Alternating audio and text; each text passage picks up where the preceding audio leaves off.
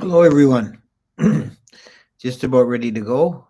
See a few people checked in already.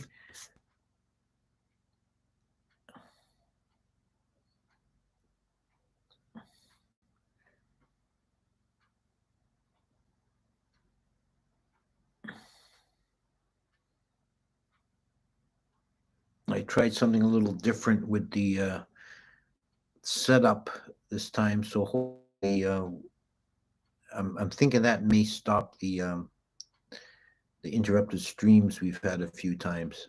We'll see. Okay, let's go. Namo tassa bhagavato arahato samma sambuddhassa. Namo tassa bhagavato arahato samma sambuddhassa. Namo tassa bhagavato arahato samma sambuddhassa. Okay, welcome everyone. This is the fourth in a series I'm doing on the stages of insight, using as a basic text Mahasi Sayadaw's Progressive Insight, which you can easily find uh, on the internet. This, as I explained in an earlier talk, this is based on the Relay Coach Sutta in the Majjhima Nikaya, and it follows the same scheme as Visuddhimagga. Mahasi Sayadaw was a great Burmese master of the mid 20th century, and this book is a real gem, in my opinion. It's a fairly short work. It's well worth studying for anyone interested in Vipassana. The basic scheme is taken from the sutta, are 7 purifications, and this has been expanded by the commentaries uh, with various subcategories into 21 stages of insight. If you look at Mahasi's book, the numbering scheme is a little bit confusing. He's got 19 stages, but never mind. So what we're doing, what we've gone through so far, the first 3 purifications, and today we're looking at the 4th stage, the purification by overcoming doubt. And this is divided into 3 separate stages of insight.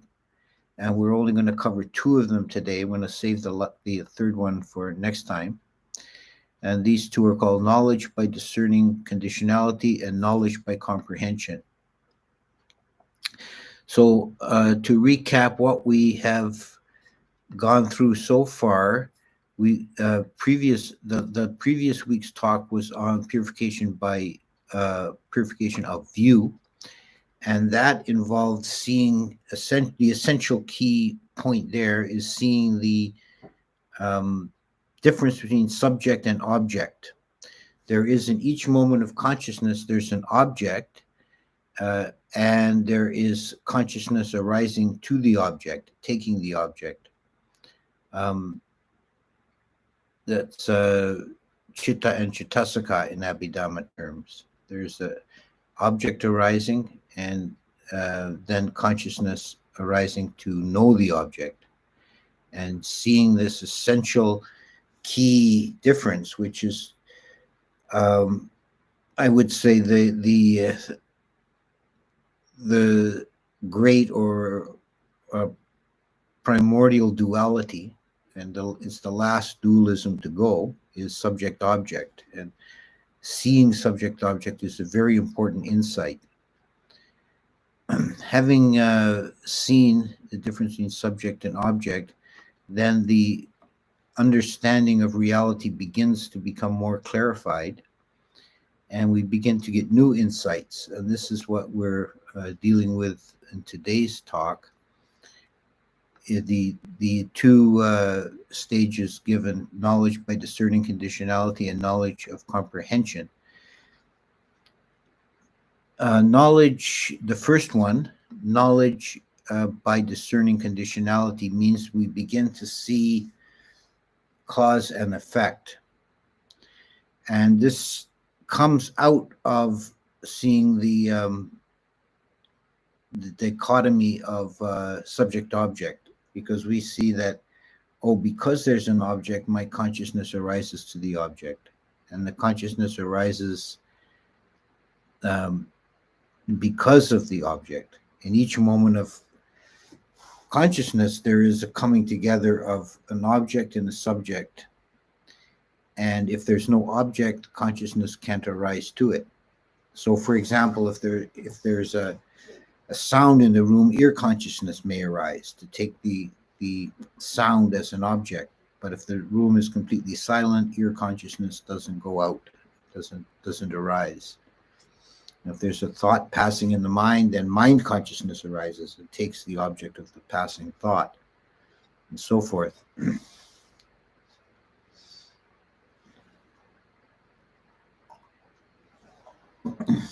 And we begin to generalize this relationship of cause and effect further. This is essentially the core principle of dependent origination, so another core teaching of the Buddha, that everything arises according to causes and conditions. And one very important insight that occurs is involved with bodily movement.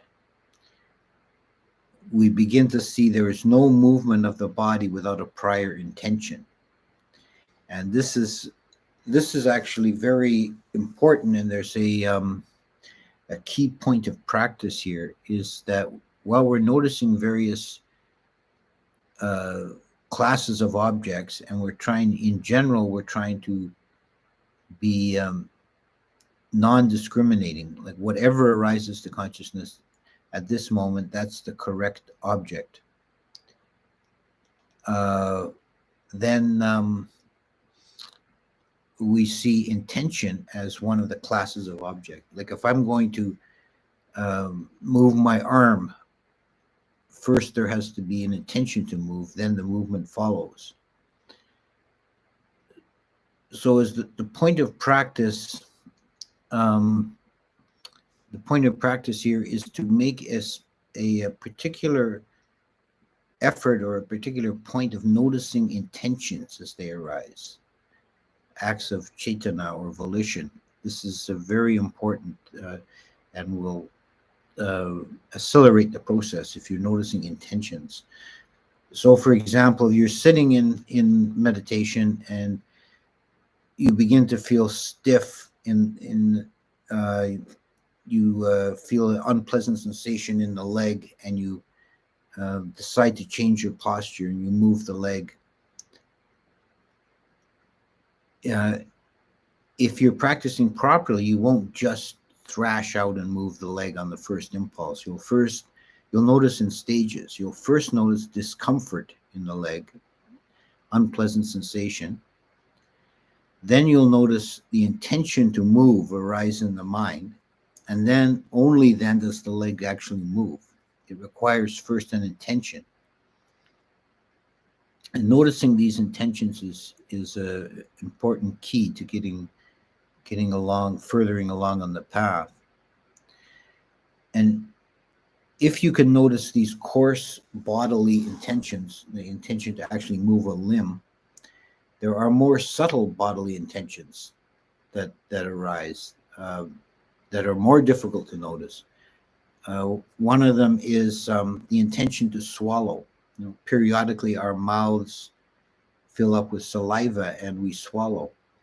So there's first the discomfort of having too much saliva in the mouth. Then there's the intention to swallow. Then there's the act of swallowing.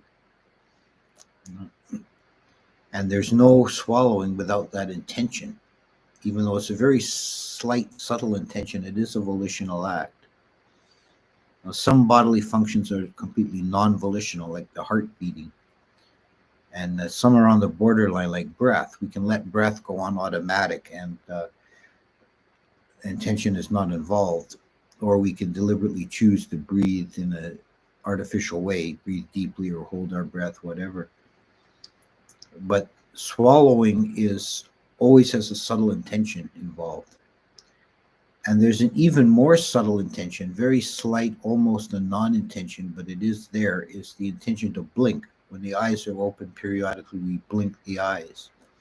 And there is a subtle intention that that precedes the act of blinking. And if you notice that, you're doing very well. You're getting very subtle. There's even an intention to think. And this is something mentioned in passing by Mahasi in this section, is the intention to think. When we have a thought in the mind, that there's always some volition involved. The thoughts can seem random and uncontrolled, but there's always some subtle intention moving the mind. And if we're very sharp with our Vipassana, we can notice the intention to think before a thought occurs. At that stage, there's no content in the thought. It's not a thought about anything. It's a subtle movement of the mind, a kind of a coming together or gelling of the mental processes towards thinking. And we notice that. And if we notice that clearly enough, the thought doesn't form. It basically aborts at that stage, and the mind can be very, very quiet. And we can really experience consciousness without thinking for periods of time. And just notice the first little inclination towards thought. We notice that clearly and sharply, and then it dissipates. This is a general rule with a lot of phenomena, that if they're noticed, mental phenomena, if we notice them clearly, then they don't persist, they dissipate. Now, so we're developing at this stage naturally an insight into this cause and effect and the relationship between objects. In the previous stage, we noticed the difference between subject and object. Now we're noticing relationship and causal chains and links. Another way to work with this insight is if the mind goes off the track and you get lost in the rumination, some kind of daydream or thought about something, and you suddenly remember, oh, I should be doing insight. What am I doing? I'm daydreaming. An exercise you can do from time to time, I wouldn't recommend overdoing this, but from time to time it can be very useful, is to stop and try and retroactively trace back the train of thoughts.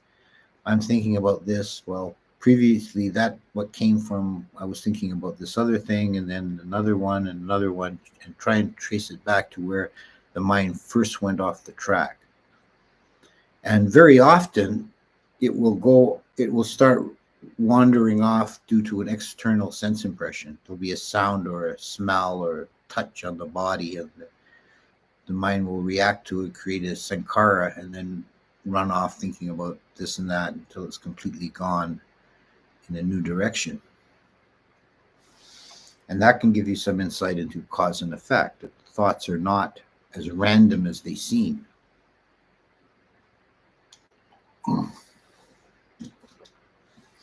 Now there's this is mentioned by Mahasi in the text, that there are some particular signs or symptoms of this stage, characteristic of this stage.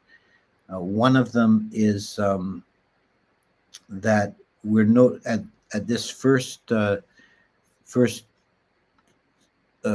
stage of purification of view, we're noticing clearly only the arising of objects and not their cessation.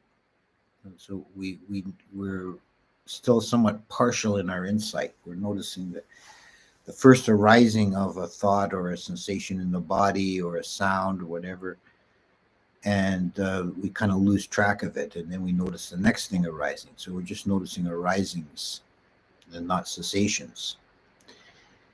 Yet we're not noticing them yet clearly, and that's one characteristic of this stage. Also, at this stage and continuing on to the next one, we begin to experience a couple of characteristic phenomena. One is painful sensations in the body. Now, there are different kinds of painful sensations in the body associated with meditation, and some of them have to do with bad posture or maybe actually physical problems in the body. You might have an illness or an injury that is showing up. We're not really talking about that here. We're talking about purely mental phenomena that occur as various kinds of sensations in the body, usually painful, but they might be just itchiness or heat. Might be various kinds of sensations, tickles, various kinds of sensations that can arise in the body. And the effort should be not to react to them, but just to notice them clearly. The other phenomena that can occur is on the mental plane is imagery. That the mind can begin to throw up very clear images, and that often these will have a, not always, but often they will have a spiritual content, and this will depend on your spiritual background. Someone who is studied a lot of Buddhism, or even more so if someone's been raised in a Buddhist culture, they'll be seeing things like pagodas or Buddha images or lines of monks. If someone has a Christian background, they might be seeing Jesus or the saints or angels and so forth. This is just a phenomena of the mind. These are nimittas arising in the mind-created objects. And one should treat them as any other object. Just be aware of them, note them, and carry on. Some people get lost here. They look for hidden meanings, or they get fascinated by these imagery, and then it can persist for a long time, and you can sort of get stuck at this stage. But just notice it as a phenomena and carry on. Is the advice here.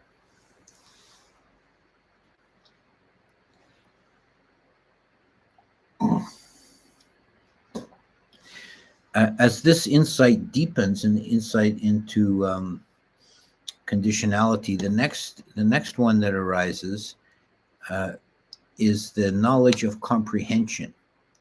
And this means a new understanding of phenomena occurs. We begin to see also this is the characteristic here, is we begin to see also the ceasing of objects. We see an object arise and we see it cease. So this applies to mental objects as well as physical sensations and so on. So we see the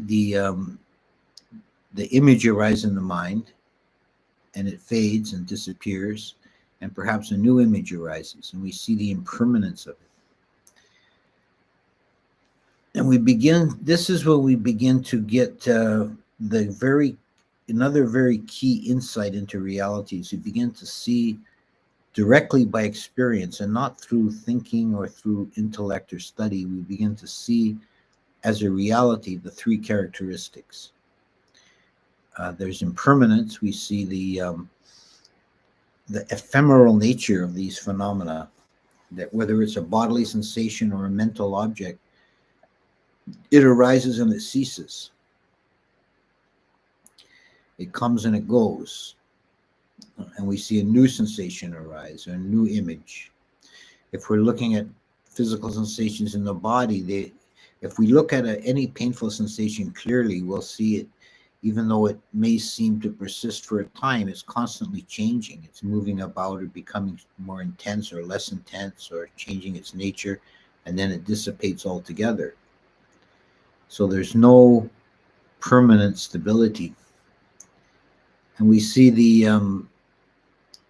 suffering or dukkha nature of all these phenomena. And this is, of course, particularly evident in the body, where the suffering is very direct and evident. The human body is just normally a mass of dukkha. And this is another aspect of painful sensations in meditation, is that sometimes they'll arise simply by the act of sitting still.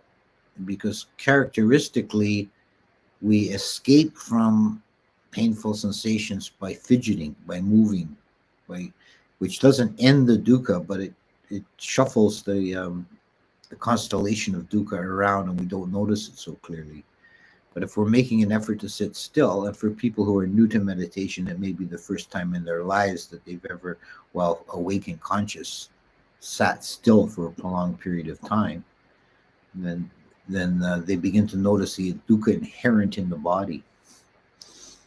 So we begin to notice impermanence, we begin to notice dukkha, and we begin to notice emptiness, the insubstantiality of all these phenomena.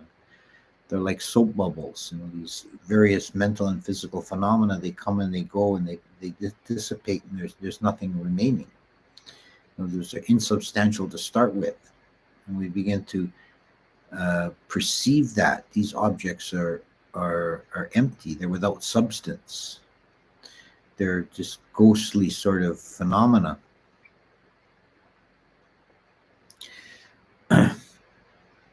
So with these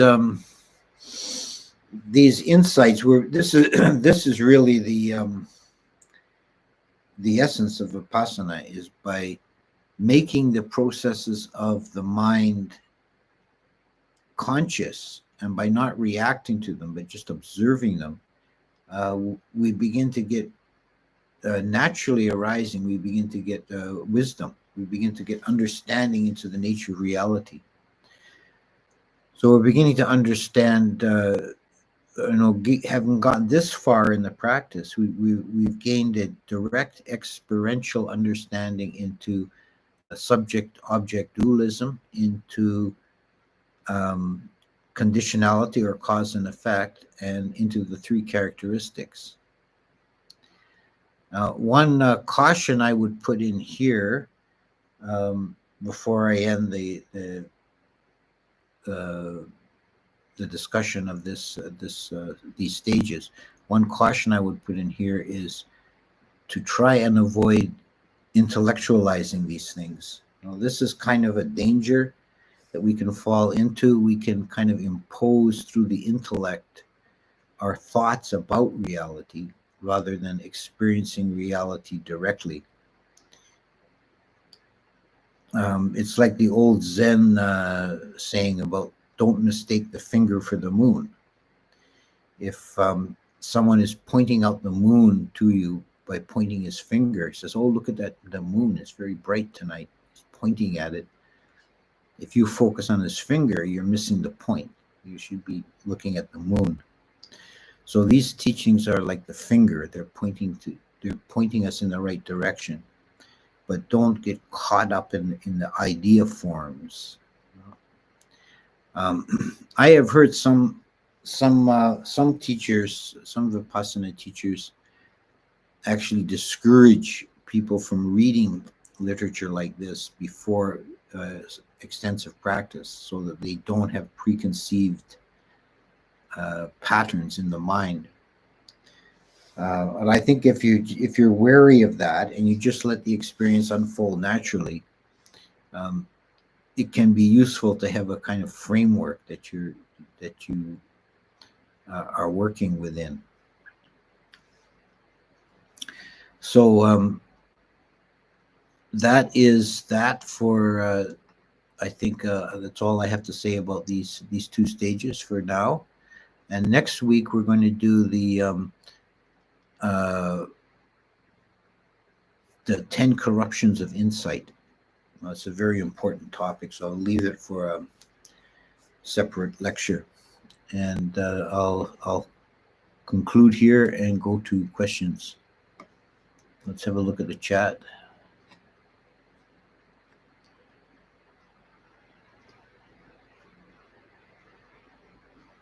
Someone says that the internet is freezing for them, but I think it may be just on their end.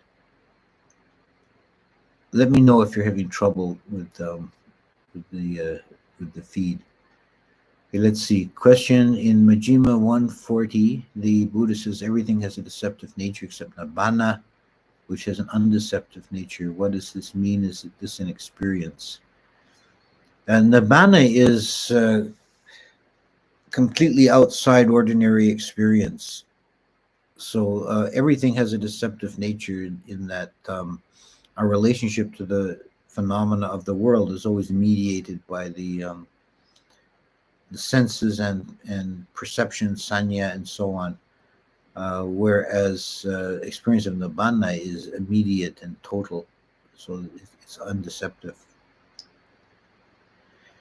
The sense I currently have from this practice is that all phenomena are chittasika. There is only one chitta and chittasika in some sense. This is correct view. In any given moment, yes, there's only one chitta and one chittasika. That's a correct understanding. But then in the next moment, there'll be a different chittasika. Uh,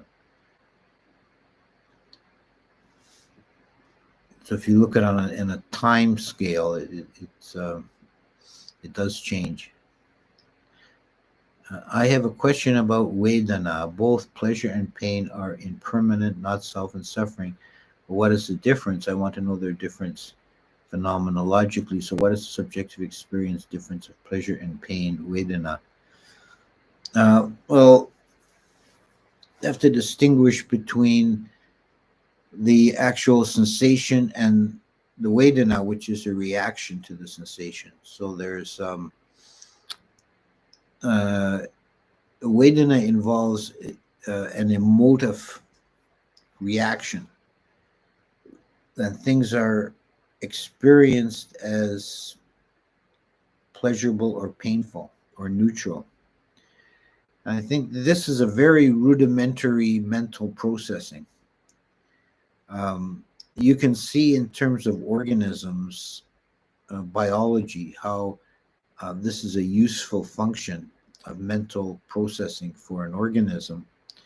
When some primitive organism is navigating the world, the distinction it needs to make is between those things that are beneficial to it, basically what it can eat, and those things which are harmful to it, say things that could eat it, and those things that it can ignore, they're neutral.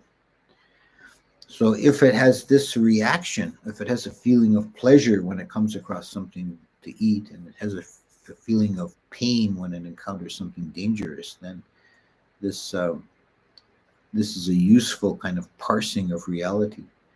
And for us at our stage of evolution, it's still there. It's a very immediate mental reaction to phenomena.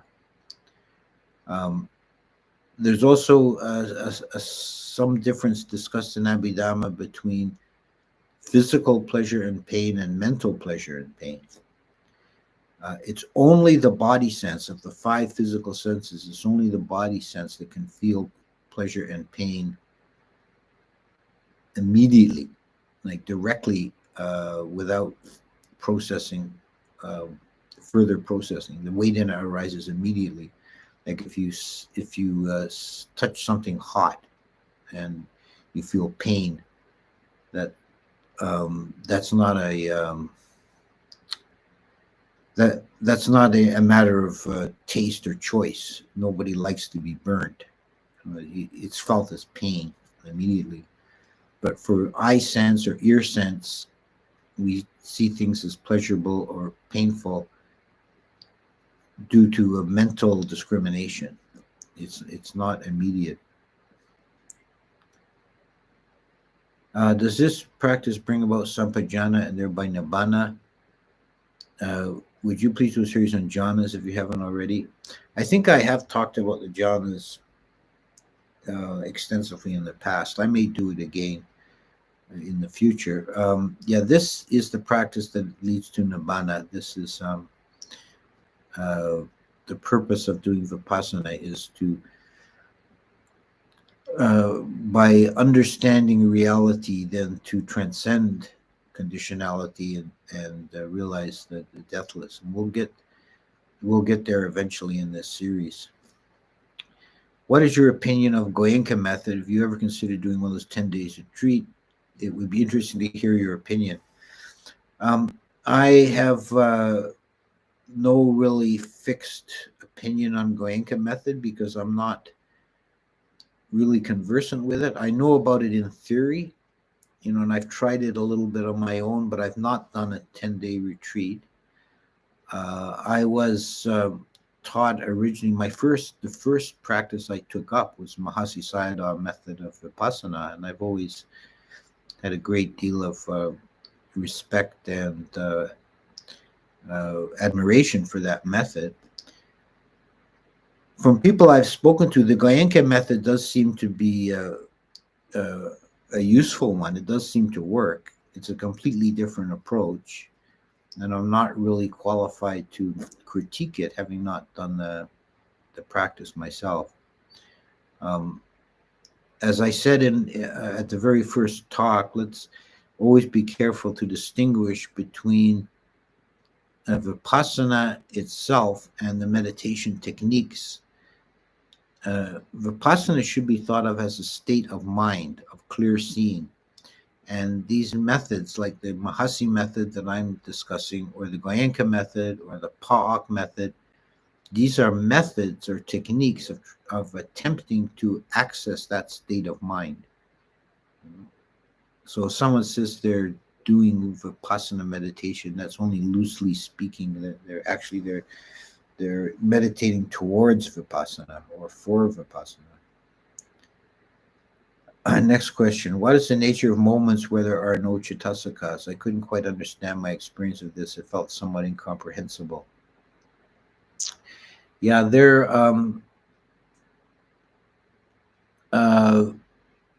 in theory, there's always some object, even if it's nothingness, or if it's bhavanga, just kind of dullness. The mind always has some kind of relationship, subject-object relationship going on, except in nibbana, where I'm talking in samsara conditions. But in practice, that's a kind of theoretical analysis. But in practice, we do experience these periods of time when the mind is very quiet and there's no evident object. And it's the advice given in the Mahasi school for periods of time when the mind is in that state, when there's no evident object, is one should avoid trying to conjure up objects or look for objects. And one sort of auxiliary practice that Mahasi recommends is to avoid that kind of thrashing about with the mind. Is first of all, you can go back to the breath on the abdomen, or another practice is to do a kind of body scanning where you notice points of touch. If you're sitting cross-legged, you might notice one leg, the foot touching the thigh, or the right hand touching the left hand, or the arm touching the side of the body, and to run through these points of touch and just notice sensation of touch. But the thing to avoid is to encourage the mind to go out searching for objects or conjuring objects up. That's not, that's sort of taking you away from this pure, indiscriminate noticing. Ajahn, I can see a tension movement in the back of my eyes where sleepiness is felt. Any such experience?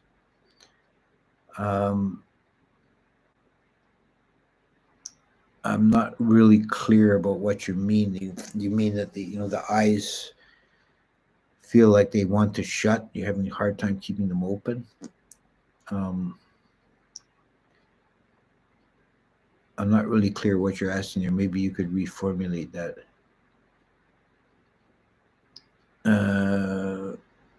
Thank you for Bhante for clarifying. Is nibbana an object of mind consciousness, or is independent of the mind as well? I would.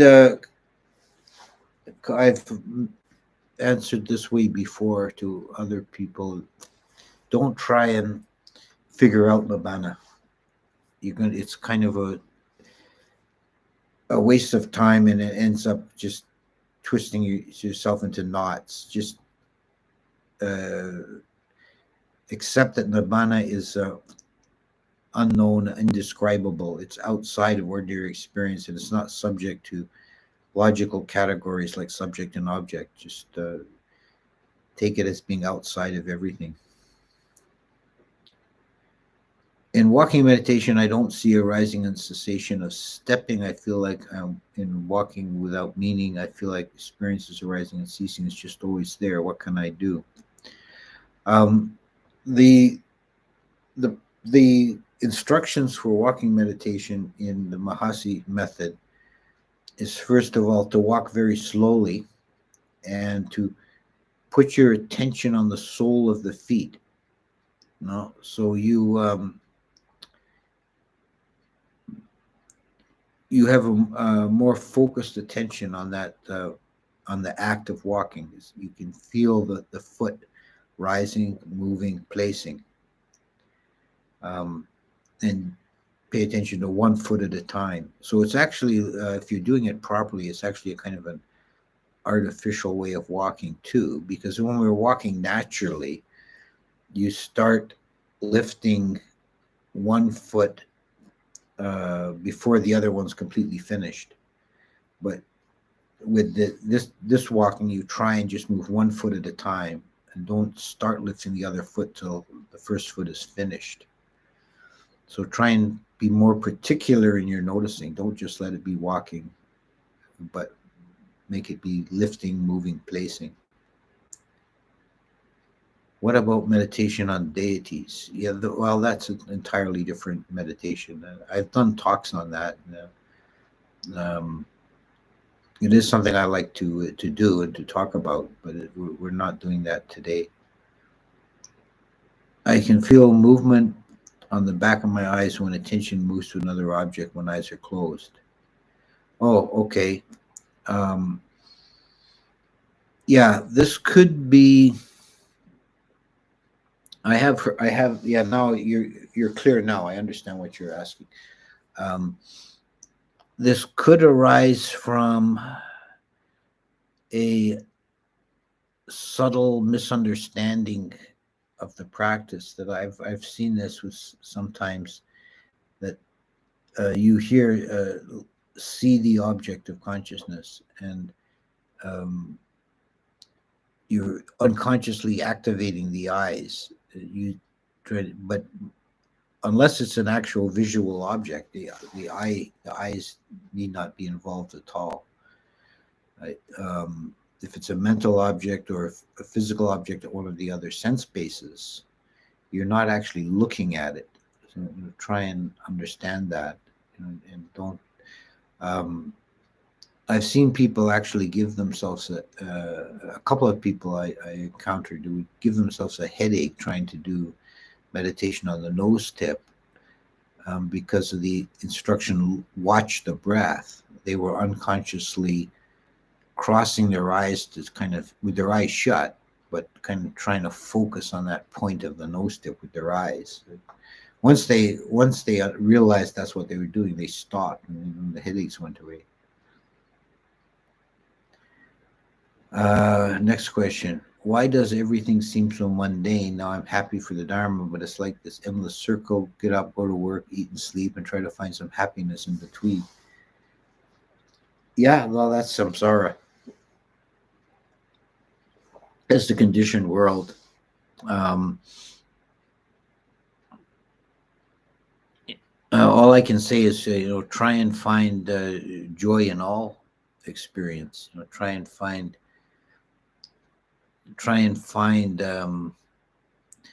wakefulness. Wakefulness itself will encourage the arising of joy. So don't sort of go into a robot mode when you're at work. Try to be conscious and aware while you're eating, while you're working, while you're driving, and so on. Are arahants absolutely sure there will be no more rebirths for them? Yeah, I would say that becomes that's part of being an arahant. we'll often see it in the suttas when someone attains arahantship, they declare um, uh, the burden is put down, the wandering is over. There are no more. There's no more of this for me. What happens to the mind stream when a person becomes an arahant? Well, it continues while they're alive. They continue taking objects, but there's no corruption. There's no more defilement. There's no more arising of fear or desire or any of that stuff. Okay, so I think that